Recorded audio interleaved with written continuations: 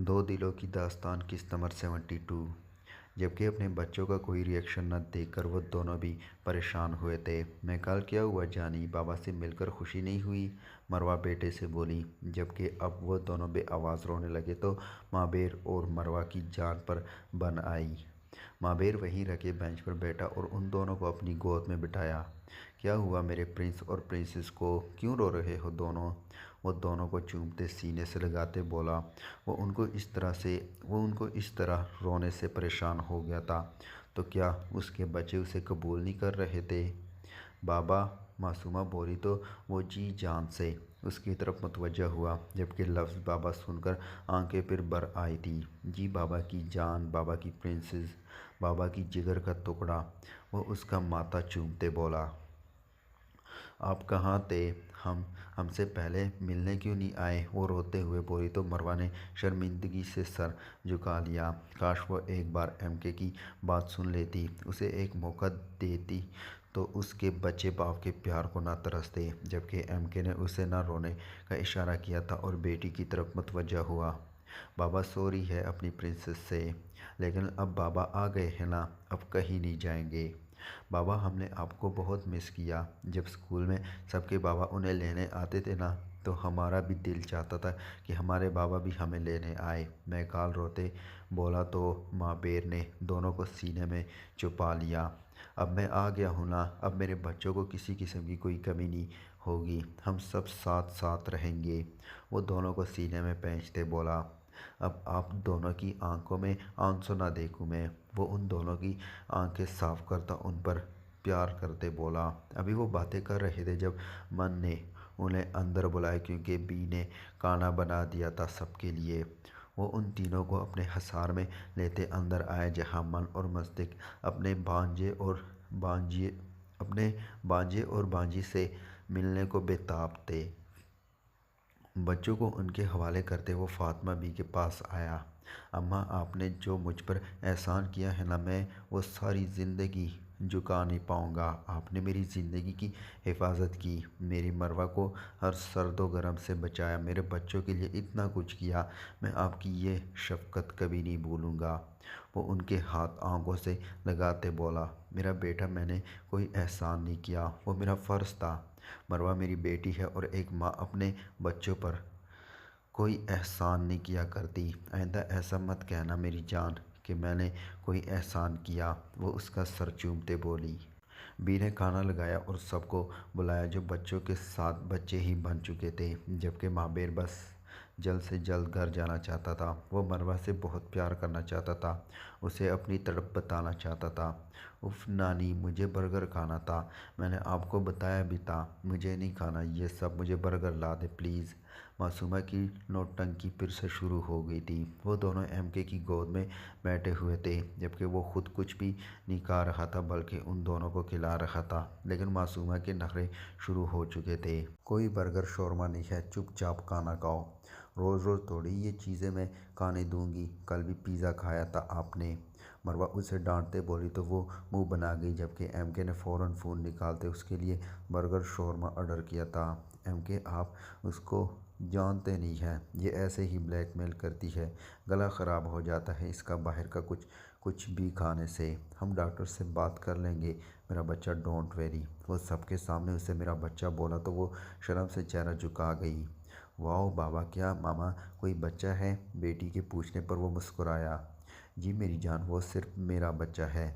जिसे सब जैसे सबके निकनेम होते हैं ना, वैसे ही मैं आपकी मामा को मेरा बच्चा बुलाता हूँ। यही निकनेम है उनका और उनको ये सिर्फ मैं बुला सकता हूँ, आप लोग नहीं। ओके ओके बाबा। मैं काल ने फरमाबरदारी से सर हिलाया, जबकि उसकी बेटी मुस्कुराहट दबाए माँ को देख रही थी।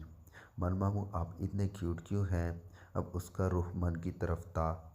ज़्यादा बोलने की उसे शायद कोई बीमारी थी। जिसकी बांजी इतनी क्यूट हो, उसका मामू भी तो क्यूट होगा ना प्रिंसेस। मन भी उसके अंदाज में बोला। ये तो आपने ठीक कहा। वैसे वो गर्दन अकड़ाते बोली तो सब हंस दिए, जबकि एमके ने झुककर उसके गाल चूमे। बी के इसरार पर सब लोग आज उनकी तरफ रुक गए थे। घर में 2 कमरे, एक लॉन्च और एक किचन था। मस्तिष्क और मन लॉन्च में सोने चले गए, जबकि बी एक कमरे में और दूसरे कमरे में माँ बेर, मरवा और बच्चे थे। बी तो बच्चों को साथ ले जाना चाहती थी, लेकिन एमके ने मना कर दिया था। अभी वो बेड पर लेटा था। उसके दाएं तरफ उसके सीने पर मैकाल सर रखा हुआ था, जबकि उसकी बेटी उसके सीने पर चढ़ी बातें कर रही थी, जबकि मरवा बाएं तरफ बैठी उन तीनों को देखकर मुस्कुरा रही थी। वैसे बाबा, आपको एक बात बताऊं, मासूमा सर उठाते बोली। उसकी सारी हरकतें और आदतें बिल्कुल मरवा जैसी थी। जंक फूड की शौकीन और बात करते वक्त जो फेस एक्सप्रेशन होते थे, बिल्कुल मरवा की तरह करती थी सब। जी मेरी जान, आप 100 बातें बताओ। आप मामा से ज़्यादा प्यारे हैं। मामा हर वक्त डांटती रहती है, कुछ खाने भी नहीं देती थी। आप हो आपको पता है, मुझे ना एक दफ़ा एक डॉल पसंद आई थी। मैंने मामा को कहा कि मुझे वो डॉल लेनी है। मामा ने जब उसका प्राइस देखा तो कहा कि वो डॉल महंगी है, हम उससे भी अच्छी डॉल लेंगे। फिर मामा ने दूसरी डॉल दिलाई, लेकिन मैं वो डॉल भूली नहीं हूँ। भाई भी मना करते हैं कि मामा के पास पैसे नहीं है, उनको तंग मत किया करो। हालांकि मामा तो टीचर है, टीचर्स के पास तो बहुत सारे पैसे होते हैं ना। वो मासूमियत से बोली, लेकिन वहाँ दो नफूस का दिल टुकड़े टुकड़े कर गई थी। मरवा की हमेशा कोशिश रहती थी कि उनकी कोई हसरत ना रहे, लेकिन वह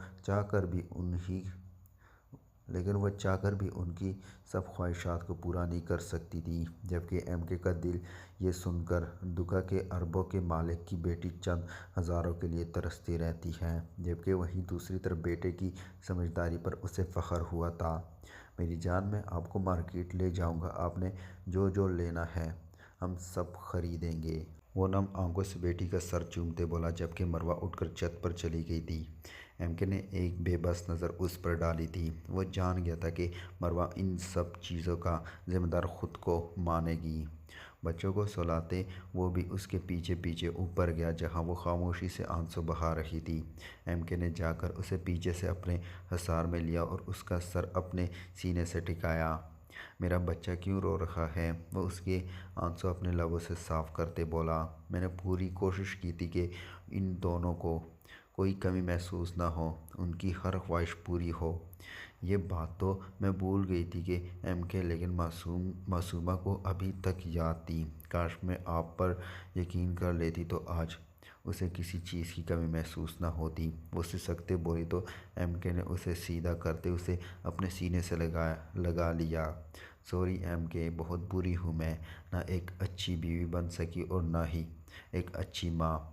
वो उसके सीने में मुँह दिए रो दी। खबरदार, अगर ऐसा फिर कभी कहा तो तुम एक बहुत अच्छी बीवी और एक बेहतरीन माँ हो। बच्चों की जिस तरह तुमने परवरिश की, मैं इन चंद घंटों में देख चुका हूँ।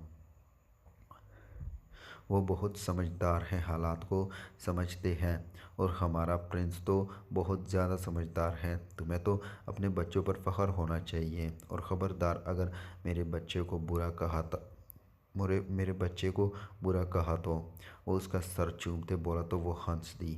कितना मिस किया था उसने ये लफ्ज़, मेरा बच्चा।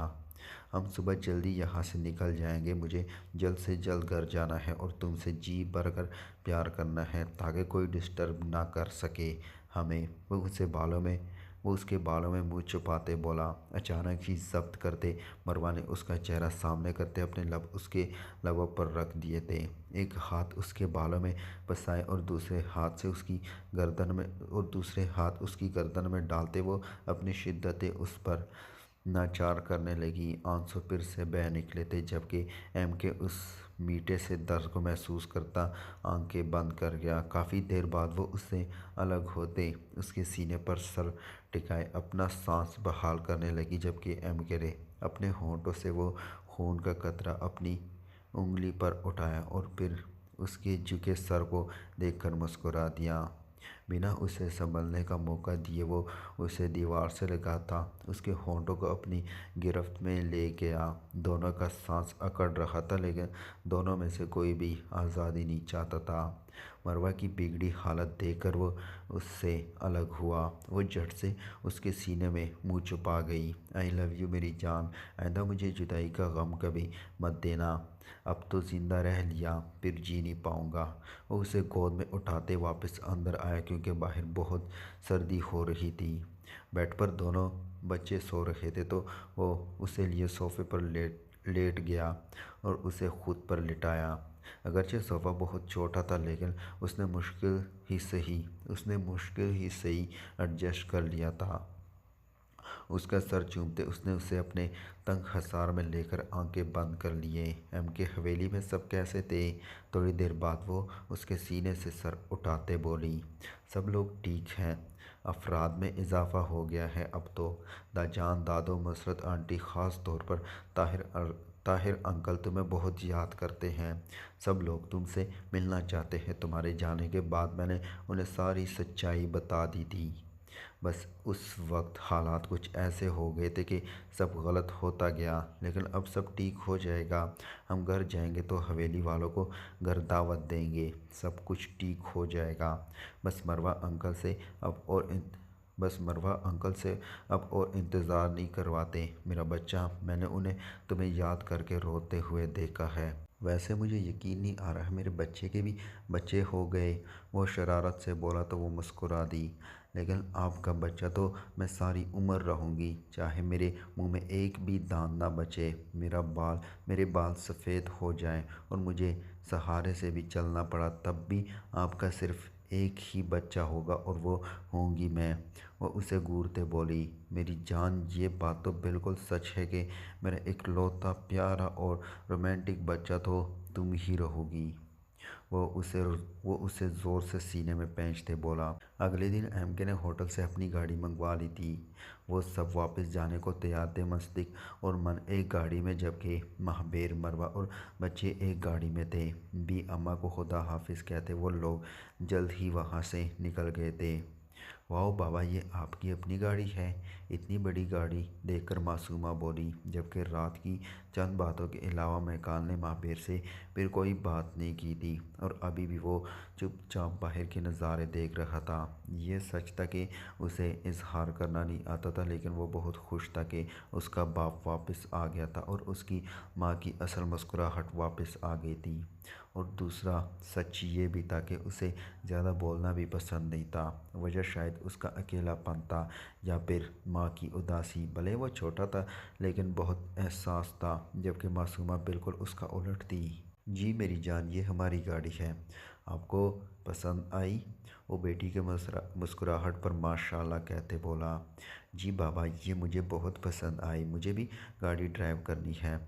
वो दोनों बहन भाई पीछे बैठे हुए थे। जब जब वो दोनों सीटों के दरमियान से सर निकालते बोले तो महाबीर ने उसे एक बाजू से पकड़ते अपनी गोद में बिठाया। मैकाल, आप भी आ जाओ मेरी जान, आपने गाड़ी ड्राइव नहीं करनी क्या? वो बेटे से बोला। नो बाबा, आई एम फाइन, आप मासूमा से गाड़ी ड्राइव करवाएं। वो हल्की सी मुस्कुराहट से बोला, जबकि एमके ने फ्रंट मिरर से उसे देखा। महा माबेर ने ये बात बहुत शिद्दत से महसूस की थी कि मैकाल बाकी बच्चों से बहुत मुख्तलिफ था। उसके चेहरे पर चाहे ये संजीदगी उसे बहुत बड़ा बना देती थी, और यही चीज़ मरवा को भी परेशान करती थी। मैकाल, क्या कहोगे मेरी जान? नथिंग बाबा, मुख्तसर जवाब देकर वो फिर से बाहर देखने लगा, जबकि मासूमा फुल एंजॉय कर रही थी। माबे ने घर जाकर मरवा से इस मुतल्लिक बात करने का सोचा था, और फिर बेटी की तरफ मुतवज्जा हुआ जो खिलखिलाती हुई गाड़ी ड्राइव कर रही थी, और मरवा उसको यूं खुश देखकर पुरसकून हो गई थी। सफ़ा, तुमने हम सबको यहाँ बुला लिया, आखिर बताओ तो सही बात क्या है? हवेली के सब लोग खान मेंशन आए हुए थे और साथ की फैमिली भी मौजूद थी। जब सदीक़ा बेगम ने सफ़ा से पूछा, दराब और मैमल भी यही थे? ये तो मुझे भी नहीं पता पुप्पो, लेकिन माबेर भाई ने कॉल की और कहा कि सबको इनवाइट करो और डिनर का भी ख़ास एहतमाम करने का कहा है। लेकिन पप्पू आज जो उनके लहजे में कनक थी वो बहुत अजीब सी थी। वो बहुत खुश लग रहे थे। उनकी आवाज़ में मैंने एक्साइटमेंट महसूस की। वो खुशी महसूस हुई जो सालों पहले शायद कहीं खो चुकी थी। इंशाअल्लाह अल्लाह हमारे बेटे की सब मुश्किलों से जान खलासी करे, आमीन। भाई साहब, मन तो मीटिंग के सिलसिले में बाहर था, लेकिन मुझे कल से मस्तिष्क भी दिखाई नहीं दिया। क्या उसकी भी कोई मीटिंग थी क्या? ताहिर ने रफ़ीक साहब से पूछा। नहीं ताहिर, उसने बताया कि किसी फ्रेंड के पास जा रहा है। उसका कोई एक्सीडेंट हुआ है शायद। ओह चले फिर, आप मन से पूछे कब तक वापस आएगा और डील का क्या बना फिर? फिक्र ना करो, कह रहा था डील हमें ही मिली है। काफ़ी खुश लग रहा था और कह रहा था कि कोई सरप्राइज़ भी है हमारे लिए। चलो जी, यहाँ तो सब कुछ ना कुछ छुपा रहे हैं, ज़ैद साहब मुस्कुराते बोले। जी भाई, जब बच्चे आएंगे तो तभी कुछ पता चलेगा। मर्द हजरात की अलग महफिल जमी हुई थी और ख़वातीन की अलग, जबकि बच्चे सब खेल रहे थे। जहाँ सब बच्चे एक साथ खेल रहे थे वहीं अली इबादत को लिए अलग थलग बैठा था, जिसकी वजह से उसका मूड बहुत ऑफ लग रहा था। इबादत, अपना मूड ठीक करो, मुझे इस तरह से तुम बिल्कुल अच्छी नहीं लग रही। वो उसके बाल समेटते बोला जो बार बार उसके चेहरे पर आ रहे थे। सब एक साथ खेल रहे थे। सब एक साथ खेल रहे हैं अली, मुझे भी उनके साथ खेलना है, प्लीज़ जाने देना मुझे भी। वो उसकी तरफ देखते मासूमियत से बोली, नो नेवर, मैं हूँ ना यहाँ। तुम मेरे साथ खेलो, मेरे साथ बातें करो। तुम खुद चुप करके बैठी हो तो बोर तो होगी ना तुम फिर। वो बिल्कुल भी उसे वहाँ से नहीं जाने देना चाहता था। अली, वो हमारे कज़न्स हैं, मैं उनके साथ तो खेल सकती हूँ ना। मैं भी तो कज़न हूँ, मुझसे खेलने में क्या प्रॉब्लम है फिर? वो बातें पर बिल डालते बोला तो मजबूर इबादत को ही हथियार डालने पड़े, क्योंकि वो उसे नाराज़ नहीं देख सकती थी। ओके, जैसे आप कहोगे वैसा होगा। अब ये बिल ठीक करो अपने। वह उसके माथे पर उंगलियां रखते बोली तो वो मुस्कुरा दिया, और उसका वही हाथ होठों से लगाते उसे मुस्कुराते देखा तो वो भी मुस्कुरा दी।